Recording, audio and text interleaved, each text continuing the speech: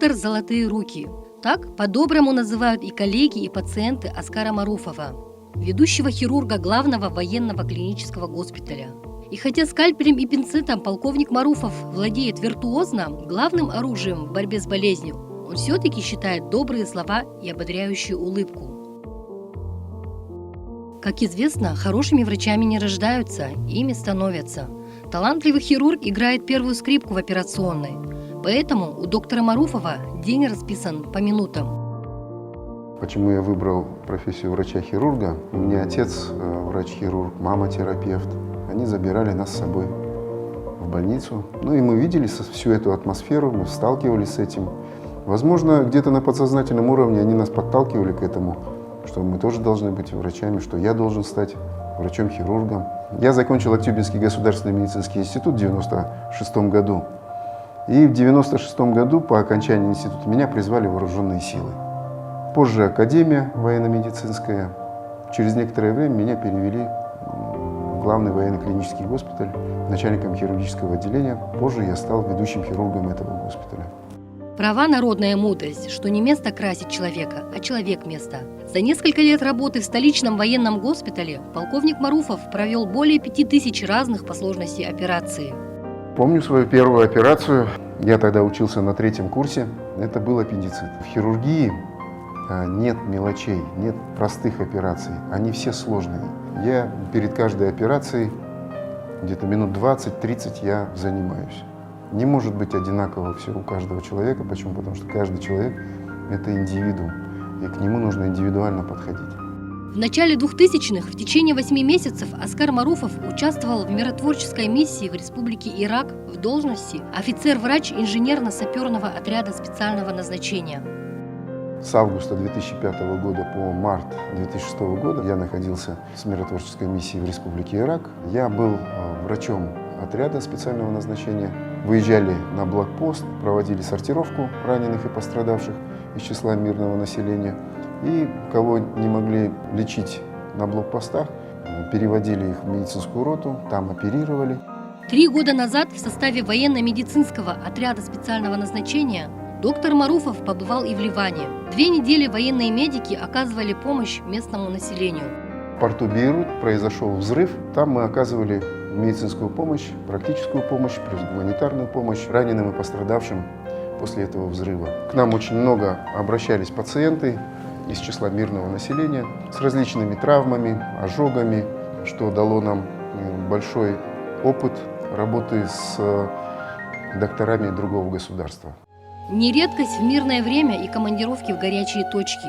Ведь война – это не только фанфары побед и горечь поражения, новейшее оружие, тактические и стратегические наработки, но и боль, эпидемии, ранения. Привезли девочку, где-то лет 7, массивной кровопотерей, и у нас просто не оказалось на базе дельты крови. Это запрещено сейчас это проводить, но мы провели прямое переливание крови от донора к этой девочке. Этим донором был я, потому что у нас была хорошая совместимость. Ничего не имея, мы девочку эту спасли.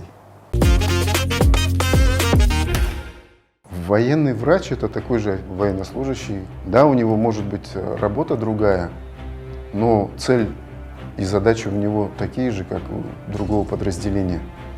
То есть он военный, он должен и бегать, он должен уметь подтягиваться, он должен уметь одевать общевойсковой защитный комплект и стрелять точно так же. Но в его задачу, в его функциональные обязанности входит лечение или оказание неотложной, либо квалифицированной, либо специализированной помощи, медицинской помощи. Сегодня доктор Маруфов – это остро заточенный скальпель военного госпиталя, не отнимающий, а напротив, дарующий полноценную жизнь и надежду на исцеление десяткам, сотням, тысячам людей. Недавно у нас был солдат, да, многие думали, что он безнадежный, очень тяжелая сочетанная травма, голова, грудь, живот. Придя в себя, уже все равно он нервничал, он думал, что все, он останется инвалидом, он никогда не будет ходить, не будет дышать, не будет разговаривать, не будет улыбаться, и будет ему все вот так вот в тягость, как он сейчас себя чувствует на реанимационной койке. Он сегодня улыбается, разговаривает, и у него проснулась тяга к жизни. Люблю коллекционировать машинки. Здесь вот много у меня, заметьте, здесь в основном спецтехника. Здесь медицинские машины, есть пожарная служба, здесь вот трактора. Вот эту машинку медслужба 03, это «Волга», ГАЗ-21, я приобрел по случаю в Санкт-Петербурге. Вот эту я тоже в Санкт-Петербурге нашел машинку, медслужба 103. Просто смотришь на них и отдыхаешь. Неиссякаемым источником любви и уважения, надежным тылом и опорой является для Аскара Маруфова его семья. Именно в ней он черпает силы для новых побед и свершений. С супругой Гульнарой вместе в школе учились, вместе в институте учились. Студентами, когда работали в железнодорожной больнице, познакомились, так вот поженились. У нас сейчас 3 детей. Старшему уже 28 лет, дочери 23 года. Она сейчас закончила медицинский институт, работает сейчас фармацевт. Ей нравится самое главное. А младшему сыну 11 лет. Хочу, чтобы все было у них хорошо. Профессия хирурга является одной из самых тончайших в медицинской сфере. От ловкости рук и ювелирного мастерства зависит здоровье, а порой и жизнь человека.